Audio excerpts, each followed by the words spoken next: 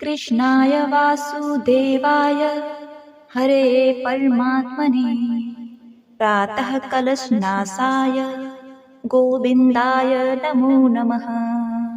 जो जन्म और मृत्यु से मुक्त हैं, जो परमानंद से भरे हुए हैं, जिनका मन हमेशा स्थिर और शांत रहता है, जो हमेशा नवीन प्रतीत होते हैं, जो इस जगत के कारक हैं, जो देवताओं के सेना के रक्षक हैं और जो तीनों लोकों के बीच सेतु हैं, उन भगवान विष्णु को मैं बारंबार भजती हूँ।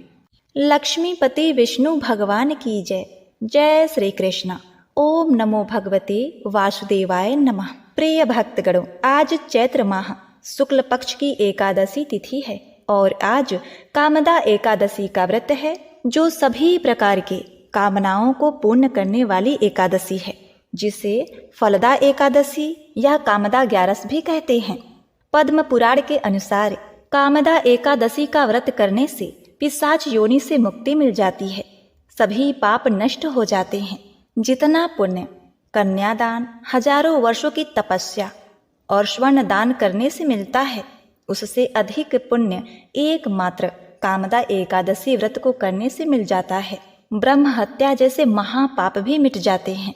स्वयं श्री कृष्ण भगवान जी ने अर्जुन को बताते हुए कहा था कि जो स्त्री पुरुष एकादशी के दिन कामदा एकादशी व्रत महालय कथा का श्रवण कर लेते हैं, तो उन्हें एकादशी व्रत करने का आधा पुण्य फल तुरंत ही प्राप्त हो जाता है। अतः जो अज्ञानी मनुष्य कथा को आधे पर त्याग करते हैं, उन्हें नरक तुल्य विभिन्न प्रकार की यातनाएं भोगनी पड़ती है। इस व्रत कथा को सुने बिना एकादशी का व्रत अधूरा होता है। तो प्रिय भक्तों, कथा को पूरा सुनिएगा। इस व्रत के प्रभाव से 100 वाजपेय यज्ञ जितना फल की प्राप्ति होती है। व्रतधारी साधकों की सभी प्रकार की मनोरथ पूर्ण होती हैं। धन, ऐश्वर्य, मोक्ष, आरोग्य की प्राप्ति होती है तथा घर परिवार में खुशहाली आती है। लक्ष्मी माता एवं विष्णु भगवान के कृपा से सुख, शांति, समृद्धि बनी रहती है। प्रिय भक्तगणों, इस कामदा एकादशी के दिन 3 शुभ योग बन रहे हैं। बुद्धि योग, रवि योग, ध्रुव योग। ये तीनों ही योग कार्यों के लिए शुभ हैं। तो आज मैं सुना रही हूँ कामदा एकादशी की बड़ी ही दुर्लभ संपूर्ण पौराणिक व्रत कथा। श्री कृष्ण भगवान के प्रिय सखा अर्जुन ने भगवान श्री कृष्ण से कहा, हे कमल नयन, मैं आपको कोटि कोटि नमन करता हूँ।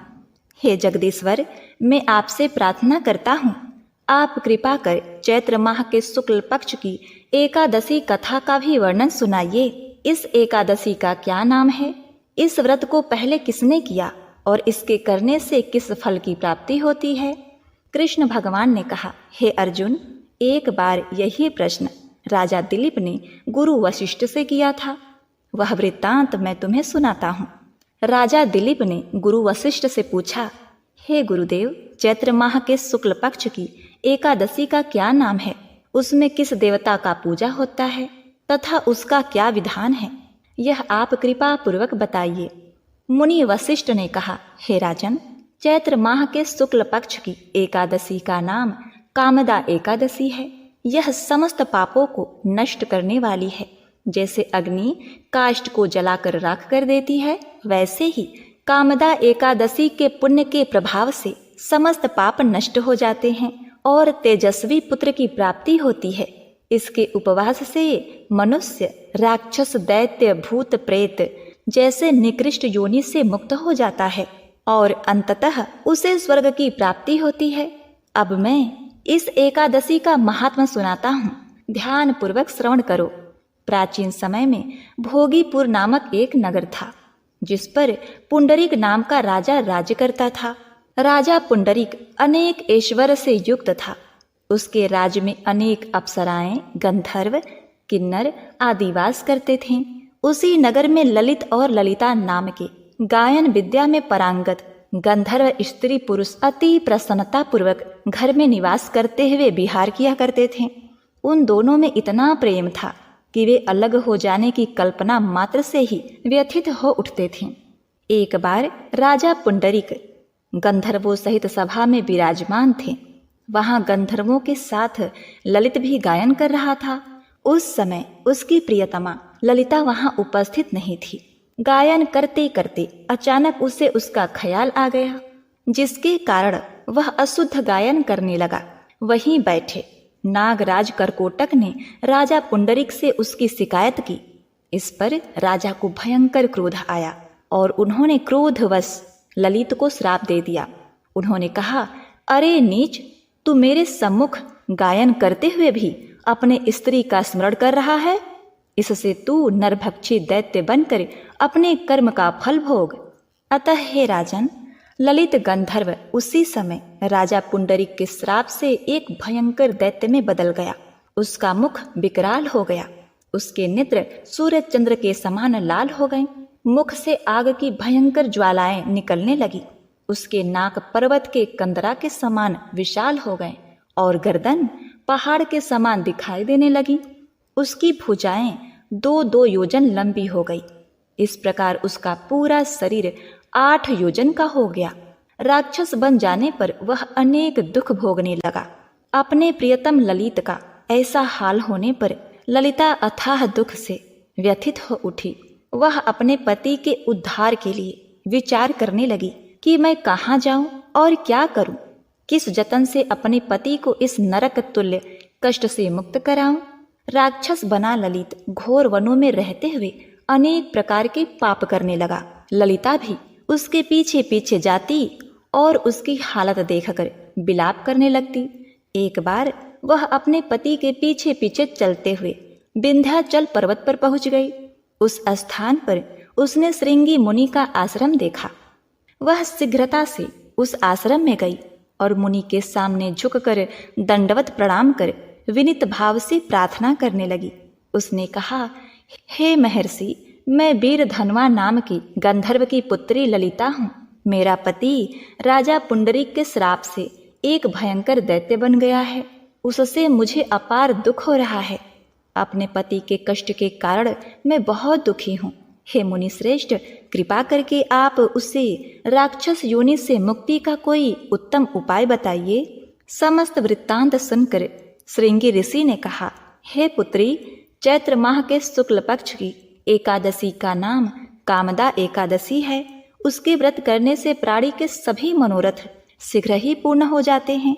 यदि तू उस व्रत के पुण्य को अपने पति को देगी तो वह सहज ही राक्षस योनि से मुक्त हो जाएगा और राजा का श्राप शांत हो जाएगा। अतः हे शुभे, चैत्र माह के शुक्ल पक्ष में पड़ने वाली कामदा एकादशी नजदीक आ रही है। तुम उसी का व्रत करो और भगवान लक्ष्मी नारायण की पूजा करो तथा उनके निमित्त जागरण करो और उनका भजन करो। ऐसा करके तुम्हें अनेकों पुण्य फल की प्राप्ति होगी। उसी पुण्य फल के प्रभाव से तुम्हारा पति राक्षस योनि से मुक्त हो जाएगा। ऋषि के कहे अनुसार ललिता ने श्रद्धा पूर्वक कामदा एकादशी का व्रत किया और द्वादशी के दिन ब्राह्मणों के समक्ष अपने व्रत का फल अपने पति को दे दिया और ईश्वर से प्रार्थना करने लगी। उसने कहा, हे प्रभु, मैंने जो यह उत्तम उपवास किया है उसका फल मेरे पति देव को मिले, जिससे उनकी राक्षस योनि से शीघ्र ही मुक्ति हो। अतः हे राजन, एकादशी का फल देते ही उसका पति राक्षस योनि से मुक्त हो गया और अपने दिव्य स्वरूप को प्राप्त हुआ। वह अनेक सुंदर वस्त्रों तथा आभूषणों से अलंकृत होकर पहले की भांति ललिता के साथ विहार करने लगा। कामदा एकादशी के प्रभाव से वह पहले की भांति सुंदर हो गया और मृत्यु के बाद दोनों पुष्पक विमान पर बैठकर विष्णुलोक को चले गए। आगे भगवान श्री कृष्ण कहते हैं, हे अर्जुन, इस उपवास को विधि पूर्वक करने से सभी पाप नष्ट हो जाते हैं। इस व्रत के पुण्य से मनुष्य ब्रह्म आदि पाप और राक्षस आदि योनि से मुक्त हो जाते हैं। संसार में इससे उत्तम दूसरा कोई व्रत नहीं। इसकी कथा व महालय के श्रवण व पठन से अनंत फलों की प्राप्ति होती है। अतः इस व्रत को पृथ्वी लोक पर जिसने किया और ब्रह्म हत्या जैसे पाप से मुक्त हुआ, उसका वृत्तांत सुनो। प्राचीन काल में एक नगर में एक श्रेष्ठ ब्राह्मण और एक ठाकुर रहते थे। दोनों की एक दूसरे से बनती ही नहीं थी। एक दिन एक दूसरे से वे झगड़ा करने लगे। दोनों के बीच आपसी झगड़े इतने बढ़ गए कि एक दिन ठाकुर ने ब्राह्मण को मार डाला। उसके इस कृत्य से उस नगर के ब्राह्मण काफी नाराज हो गए थे और उधर ठाकुर के पत्नी द्वारा समझाने पर उसे अपने किए गए पर बहुत ही पश्चाताप होने लगा और बाद में उसने उस ब्राह्मण की तेरहवीं करने की सोची तो ब्राह्मणों ने उसके घर भोजन करने से इनकार कर दिया। ब्राह्मण के विरोध और गुस्से के कारण ठाकुर एकदम अकेला पड़ गया। उसके मन में अपने कृत्य के लिए जो ग्लानि पैदा हुई उससे वह स्वयं को दोषी मानने लगा था। मानसिक तौर पर वह काफी परेशान रहने लगा था। अपने इस जीवन से वह बहुत ही दुखी हो गया। उसी दौरान उसे एक साधु मिले। उसने उस साधु से अपने इस महापाप के निवारण का उपाय जानना चाहा। तब उस महात्मा ने उसे कामदा एकादशी का महात्म्य बताया और उसे कामदा एकादशी का व्रत करने का सुझाव दिया। चैत्र माह के शुक्ल पक्ष की एकादशी तिथि आने पर उस ठाकुर ने उस महात्मा के बताए अनुसार कामदा एकादशी का व्रत रखा और कामदा एकादशी के दिन जब वह भगवान विष्णु के मूर्ति के पास सो रहा था तब उसने एक स्वप्न देखा। उसमें भगवान विष्णु ने उससे कहा कि ठाकुर, तुम इस व्रत के प्रभाव से ब्रह्म हत्या के पाप से मुक्त हो गए हो। अतः हे अर्जुन, ब्रह्म हत्या के अपराध बोध से मुक्त होकर उस ठाकुर ने कामदा एकादशी व्रत के महात्म को लोगों को भी बताया। अतः इस प्रकार कामदा एकादशी का व्रत करने से व्यक्ति के सभी पाप नष्ट हो जाते हैं। विष्णु लोक में उस व्यक्ति को स्थान प्राप्त होता है और उसकी अन्य मनोकामनाएं भी पूर्ण होती हैं कि व्यक्ति से जो भी पाप हुआ हो उसके लिए भगवान विष्णु से एकादशी के दिन क्षमा याचना करें, उसका प्रायश्चित करें और भगवान विष्णु के निमित्त एकादशी का व्रत रखें। तो एक बार प्रेम से बोलिए, हरे कृष्णा कृष्ण कृष्ण हरे हरे, हरे राम राम राम हरे हरे। प्रिय भक्तगणों, यह एकादशी व्रत कथा तब तक पूर्ण नहीं होती जब तक ग्यारस माता और तुलसी माता के कथा का श्रवण न करें। तो इसके बाद सर्वप्रथम आप श्रवण करेंगे ग्यारस माता की कथा। इसको श्रवण करने से सभी प्रकार की मनोकामनाएं पूर्ण होती हैं, तो इसे पूरा अवश्य सुनिएगा। एक बार एक बूढ़ी माँ ने एकादशी का व्रत रखा। बड़ा ही भाव भक्ति से पूजा अर्चना की। उन्हें वृद्धावस्था में क्या बाधा थी, वो तो अपने पुत्र पौत्रों की सुख सुविधा के लिए व्रत किया करती थी। वे दिन भर तो जरा कठोर मन करके अपनी प्यास को रोके रहीं और दिन में ब्राह्मणों को मिट्टी के पात्र में भरकर पानी और ऋतु फल दान दिए। दोना भर भर के चीनी और दही वितरण किया। उन्हें गर्मी के कारण बहुत बेचैनी हो रही थी। इस कारण वे बहुत देर तक पानी में पड़ी रहीं, मुंह धोती रहीं। तब कहीं थोड़ा बहुत धैर्य बंध पाया। धूप तो तेज पड़ ही रही थी, इस कारण बार बार मुंह सूख रहा था। बहुत बेचैनी हो रही थी।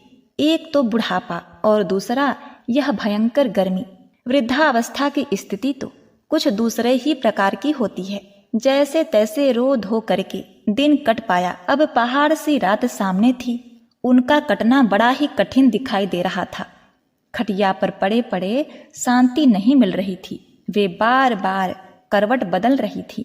अनेक बार वे बाहर जाती और भीतर आती। उन्हें घर के अंदर शांति नहीं थी। वे खटिया पर पड़ी पड़ी एकादशी माता का स्मरण करती रहीं। वे कहती रहीं कि हे माता जी, आप मेरी लाज रखिएगा, आप ही मुझे शांति दे दीजिएगा जिससे मैं यह व्रत कर सकूं और यह पहाड़ सी रात शांति पूर्वक व्यतीत हो सके। प्यास के कारण बूढ़ी माँ की बेचैनी तो बढ़ ही रही थी। उन्होंने धैर्य रखने का बहुत प्रयास किया, किंतु सहनशीलता की सीमा टूट गई और वे घबराकर एकदम चिल्ला उठी। बोली कि बचाओ बचाओ।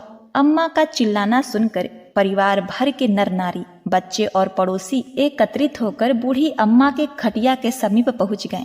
सबने पूछा कि अम्मा, आपको क्या हुआ? आप क्यों चिल्ला रही हैं? आप इस वृद्धा अवस्था में यह कठिन व्रत क्यों कर रही हैं? अम्मा जी, शक्ति से ही भक्ति होती है। थोड़े ही देर में वे फिर से बोली कि अरे, मेरे प्राण निकले ही जा रहे हैं। मेरी छाती पर ठंडे पानी का घड़ा रख। अब नातियों ने दादी की छाती पर ठंडे पानी का पात्र रख दिया। तब उन्हें कहीं थोड़ा बहुत आराम मिला और थोड़ी देर के लिए उन्होंने अपनी आंखें बंद कर ली। अब एकादशी माता ने सोचा कि यह बूढ़ी अम्मा है तो बहुत कठोर, जरा जाकर उसकी परीक्षा लेनी चाहिए। वे आधी रात को मुर्गा बनकर टेर लगाने लगी। मुर्गा की आवाज सुनकर दादी जल्दी से उठी और बाहर जाकर आसमान की ओर देखा। किंतु आसमान में कहीं उन्हें प्रातःकालीन तारा नजर नहीं आया। वे सोचने लगीं, यह मुर्गा क्यों और कैसे बोल गया। उन्हें प्यास तो लग ही रही थी, थोड़ा बहुत उनका मन भी विचलित हो गया था। अंत में उन्होंने दृढ़ निश्चय कर लिया कि मैं अब व्रत को पूर्ण करके ही छोड़ूंगी, चाहे भले ही मेरे प्राण क्यों न निकल जाएं। यह सोचकर फिर वे खटिया पर शिथिल होकर लेट गईं। थोड़ी देर में एकादशी माता ने उनकी फिर से परीक्षा लेनी चाहिए। एक छोटी सी बालिका एक गिलास में शरबत लेकर उनके सिरहाने आकर खड़ी हो गई और जोर से बोली, दादी जी, सवेरा हो गया है, आप हाथ मुंह धोकर शरबत पी लीजिए। पहले तो शरबत का गिलास देखकर उनका मन मचल उठा, किंतु अचानक व्रत का स्मरण हो आया और उन्होंने सोचा कि मैं किसी भी प्रकार से अभी शरबत नहीं पी सकती हूँ, और वे शांति पूर्वक अपनी खटिया पर लेट गईं। फिर थोड़ी ही देर में उन्हें ऐसा लगा जैसे किसी ने उन्हें पानी के कुएं में पलट दिया हो। वे बड़ी देर तक हाथ पैर चलाती रहीं, किंतु उन्होंने अपने मुंह में एक बूंद भी पानी जाने नहीं दिया। वे दृढ़ता पूर्वक अपना व्रत पालन करती रहीं। थोड़ी देर में न जाने कहां से सामने आग जलने लगी, जिससे भारी गर्मी बढ़ने लगी। प्यास के कारण प्राण निकलने लगे, किंतु बूढ़ी अम्मा का कुछ भी नहीं बिगड़ पाया। वे जहां की तहां मुस्कुराती हुई बैठी रहीं। थोड़ी ही देर में बाहर प्रकाश दिखाई देने लगा। ऐसा लगा जैसे सवेरा हो गया हो। बूढ़ी अम्मा ने जब बाहर निकलकर देखा तो समझ गई अभी सवेरा होने में 3-4 घंटे की देरी है। यह जानकर वे शांति पूर्वक इधर उधर घूमने लगी। फिर एकादशी माता यह बात अच्छी तरह से समझ गई कि यह बूढ़ी अम्मा किसी भी प्रकार से अपने व्रत से नहीं टल सकती है। वे उनके सत्य व्रत को अच्छी तरह से समझ गईं। अब सवेरा होते ही बूढ़ी माता ने स्नान किया, भगवान का पूजा पाठ किया, एकादशी की कथा सुनी, ब्राह्मणों को दक्षिणा देकर भोजन कराया। तब कहीं उन्होंने व्रत का पारण करके जल ग्रहण किया। कन्याओं को भोज कराने के बाद अम्मा ने स्वयं भोजन किया। उस श्रेष्ठ व्रत के प्रभाव से बूढ़ी अम्मा की आयु में वृद्धि हो गई। उनका घर परिवार हरा भरा हो गया। अब उनको कोई अभाव न रहा। वे हर तरह से सुख साधनों से संपन्न हो गईं। नाती नातिन से उनका घर भर गया और वे उसी दिन से 12 महीने की एकादशी का व्रत करने लगी। एकादशी माता के व्रत के प्रताप से इस संसार में हर प्रकार के सुख भोग कर अंत में वे वैकुंठ धाम को चली गई।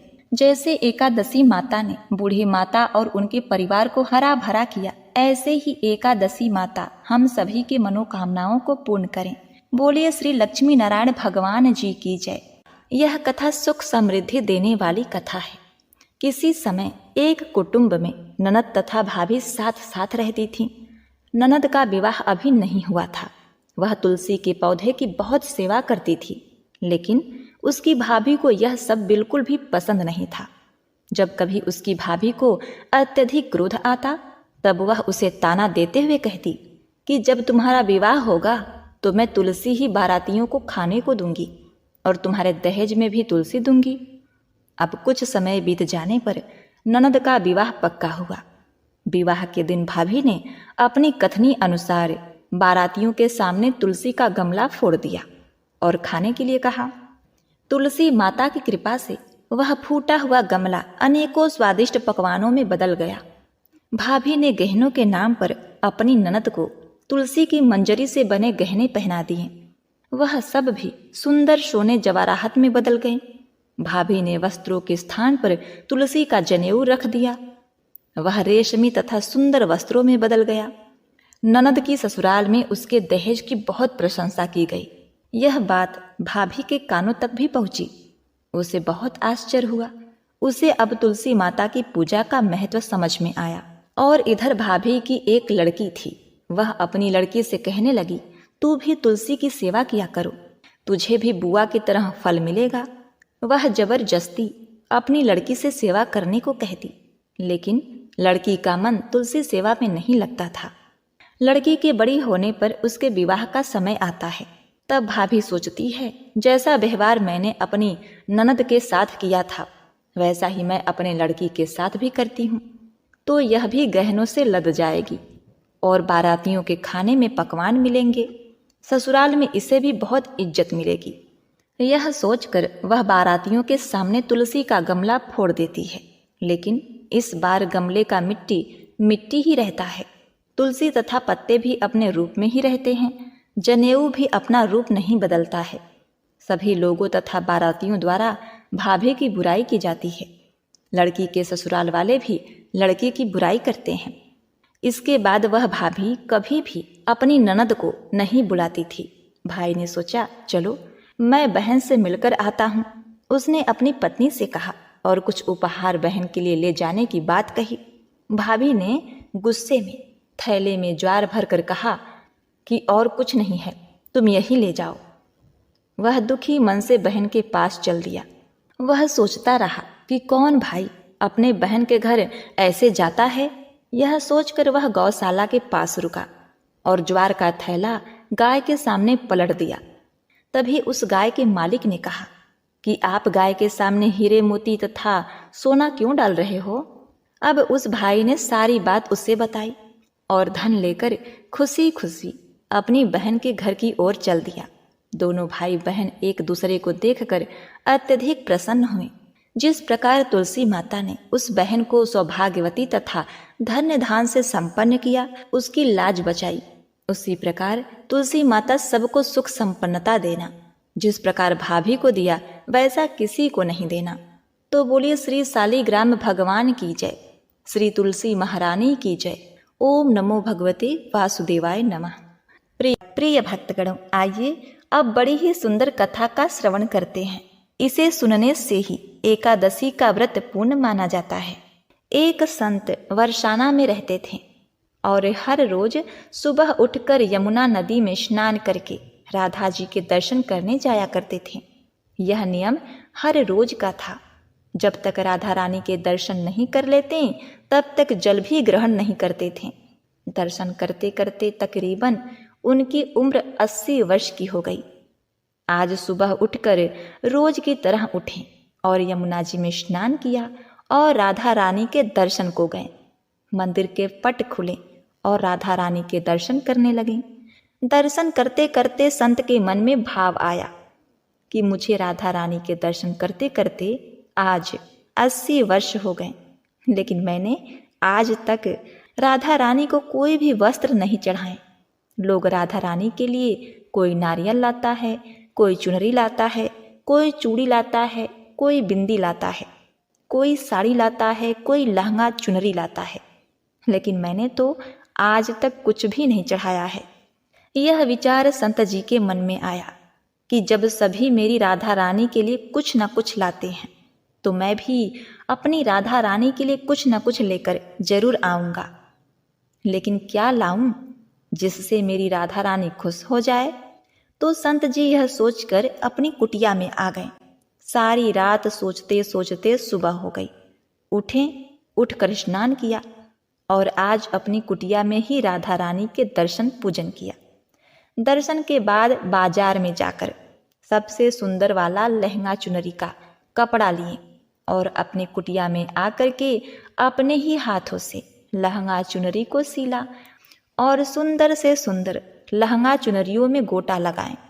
जब पूरी तरह से लहंगा चुनरी तैयार हो गया तो मन में सोचा इस लहंगा चुनरी को अपनी राधा रानी को पहनाऊंगा तो बहुत ही सुंदर मेरी राधा रानी लगेंगी। यह सोचकर आज संत जी उस लहंगा चुनरी को लेकर राधा रानी के मंदिर को चले गए। मंदिर की सीढ़ियां चढ़ने लगे और अपने मन में सोच रहे हैं आज मेरे हाथों के बनाए हुए लहंगा चुनरी राधा रानी को पहनाऊंगा तो मेरी लाडली बहुत सुंदर लगेगी। यह सोचकर जा रहे हैं, इतने में एक वर्षाना की लड़की आई और बाबा से कहने लगी, बाबा आज बहुत ही खुश हो, क्या बात है? बाबा बताओ ना। तो बाबा ने कहा, लाली आज मैं बहुत खुश हूँ। आज मैं अपने हाथों से राधा रानी के लिए लहंगा चुनरी बनाया है इस लहंगा चुनरी को राधा रानी जी को पहनाऊंगा और मेरी राधा रानी बहुत सुंदर दिखेंगी। उस लाली ने कहा, बाबा मुझे भी दिखाओ ना, आपने लहंगा चुनरी कैसी बनाई है। लहंगा चुनरी देखकर वो लड़की बोली, अरे बाबा, राधा रानी के पास तो बहुत सारी पोशाक है, तो ये मुझे दे दो ना।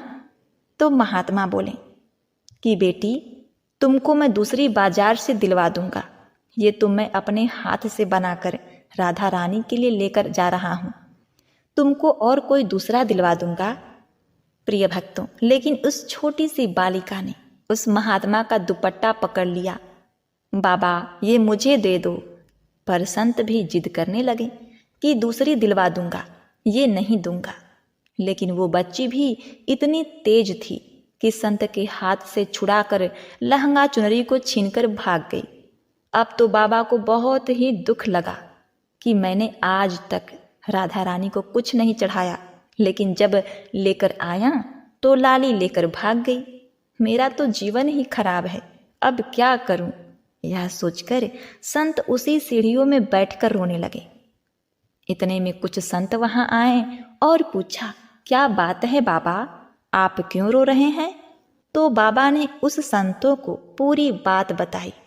संतों ने बाबा को समझाया और कहा, आप दुखी मत हो, कल दूसरी लहंगा चुनरी बना के राधा रानी को पहना देना। चलो राधा रानी के दर्शन कर लेते हैं।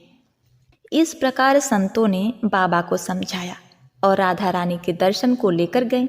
रोना तो बंद हुआ, लेकिन मन खराब था, क्योंकि कामना पूरी नहीं हुई ना। तो अनमने मन से राधा रानी का दर्शन करने संत जा रहे थे और मन में सोच रहे हैं कि मुझे लगता है कि किशोरी जी की इच्छा नहीं थी, शायद राधा रानी मेरे हाथों से बनी पोशाक पहनना ही नहीं चाहती थी। ऐसा सोचकर बड़े दुखी होकर जा रहे हैं। मंदिर आकर राधा रानी के पट खुलने का इंतजार करने लगे। थोड़ी देर बाद मंदिर के पट खुले तो संतों ने कहा, बाबा देखो तो, आज हमारी राधा रानी बहुत ही सुंदर लग रही हैं। संतों की बात सुनकर जैसे ही बाबा ने अपना सिर उठाकर देखा तो जो लहंगा चुनरिया बाबा ने अपने हाथ से बनाकर लाए थे, वही आज राधा रानी ने पहना था। बाबा बहुत ही खुश हो गए और राधा रानी से कहा, हे राधा रानी, आपको इतना भी सब्र नहीं रहा? आप मेरे हाथों से मंदिर की सीढ़ियों से लेकर भाग गए, ऐसा क्यों? सर्वेश्वरी श्री राधा रानी ने कहा, बाबा आपके भाव को देखकर मुझसे रहा नहीं गया, और ये केवल पोशाक नहीं है, इसमें आपका प्रेम है, तो मैं खुद ही आकर आपसे लहंगा चुनरिया छीन कर भाग गई थी। इतना सुनकर बाबा भाव विभोर हो गए और बाबा ने उसी समय किशोरी जी का धन्यवाद किया। बोलिए श्री राधा रानी सरकार की जय। जय श्री कृष्ण, हरे कृष्ण कृष्ण कृष्ण हरे हरे, हरे राम राम राम हरे हरे। ओम नमः शिवाय। प्रिय भक्तगणों, इस कथा को पूर्ण करते हुए भगवान विष्णु को समर्पित इस कथा का श्रवण करें। एक बार देवर्षि नारद जी बैकुंठ धाम गए। वहां उन्होंने भगवान विष्णु को नमन किया। नारद जी ने श्री हरि से कहा, प्रभु, पृथ्वी पर अब आपका प्रभाव कम हो रहा है। धर्म पर चलने वालों को कोई अच्छा फल नहीं मिल रहा, जो पाप कर रहे हैं उनका भला हो रहा है। तब भगवान श्री हरि ने कहा, ऐसा नहीं है देवर्षि, जो भी हो रहा है सब नियति के जरिए हो रहा है। नारद जी बोले, मैं तो देख कर आ रहा हूँ, पापियों को अच्छा फल मिल रहा है और भला करने वाले धर्म के रास्ते पर चलने वालों को बुरा फल मिल रहा है। भगवान ने कहा, कोई एक ऐसी घटना बताओ। नारद ने कहा, अभी मैं एक जंगल से आ रहा हूँ। वहाँ एक गाय दलदल में फंसी हुई थी, कोई उसे बचाने वाला नहीं था। तभी एक चोर उधर से गुजरा। गाय को फंसा हुआ देखकर भी वह नहीं रुका, वह उस पर पैर रखकर दलदल लांघकर निकल गया। आगे जाकर चोर को सोने की मोहरे से भरी एक थैली मिली। हे प्रभु, थोड़ी देर बाद वहां से एक वृद्ध साधु गुजरा। उसने उस गाय को बचाने की कोशिश की, पूरे शरीर का जोर लगाकर उस गाय को बचा लिया, लेकिन मैंने देखा कि गाय को दलदल से निकालने के बाद वह साधु आगे गया तो एक गड्ढे में गिर गया। प्रभु बताइए, यह कौन सा न्याय है? नारद जी की बात सुनने के बाद प्रभु बोले, यह सही ही हुआ। जो चोर गाय पर पैर रखकर भाग गया था, उसकी किस्मत में तो एक खजाना था, लेकिन उसके एक पाप के कारण उसे केवल कुछ मोहरे ही मिली। वहीं उस साधु को गड्ढे में इसलिए गिरना पड़ा क्योंकि उसके भाग्य में मृत्यु लिखी थी, लेकिन गाय के बचाने के कारण उसके पुण्य बढ़ गए और उसकी मृत्यु एक छोटी सी चोट में बदल गई। इंसान के कर्म से उनका भाग्य तय होता है। तो हे नारद, मनुष्य को कर्म करते रहना चाहिए, क्योंकि कर्म से भाग्य बदला जा सकता है। तो एक बार प्रेम से बोलिए, ओम नमो भगवते वासुदेवाय नमः। हरे कृष्णा, पार्वती पते हर हर महादेव। प्रिय भक्तगणों, इस कथा को समाप्त करते हुए आइए अब श्रवण करते हैं एकादशी माता की आरती। ओम जय एकादशी, जय एकादशी, जय एकादशी माता। विष्णु पूजा व्रत को धारण कर शक्ति मुक्ति पाता। ओम जय एकादशी माता, तेरे नाम गिनाऊं देवी, भक्ति प्रदान करनी। गण गौरव की देनी माता, शास्त्रों में वर्णी। ओम जय एकादशी माता। मार्गशीर्ष के कृष्ण पक्ष की उत्पन्ना, विश्वतारिणी जन्मी। शुक्ल पक्ष में हुई मोक्षदा, मुक्तिदाता बन आई। ओम जय एकादशी माता। पौष के कृष्ण पक्ष की सफला नामक है।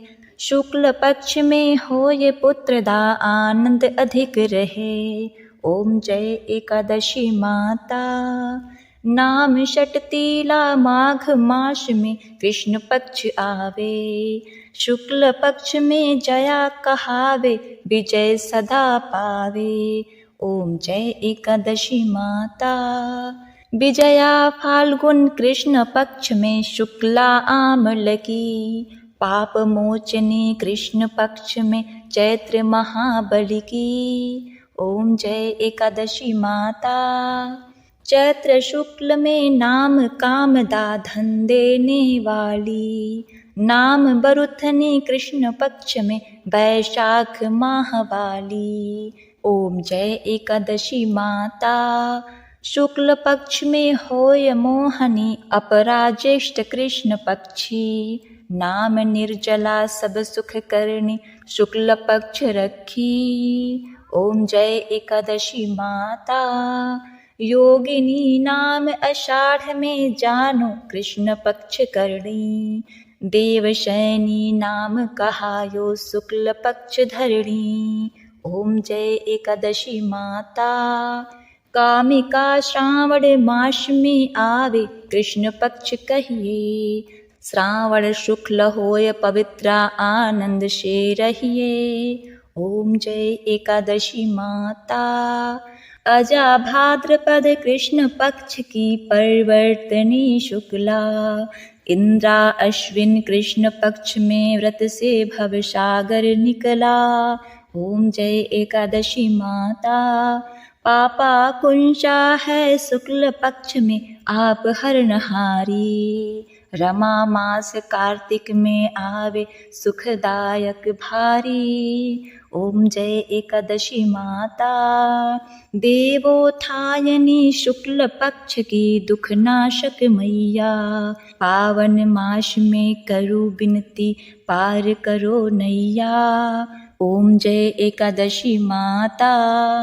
परमा कृष्ण पक्ष में होती जन मंगल करणी। शुक्ल मास में होय पद्मनी, दुख दारिद्र हरणी। ओम जय एकादशी माता। जो कोई आरती एकादशी की भक्ति सहित गावे, जन गुर दिता स्वर्ग का वासा, निश्चय वह पावे। ओम जय एकादशी माता।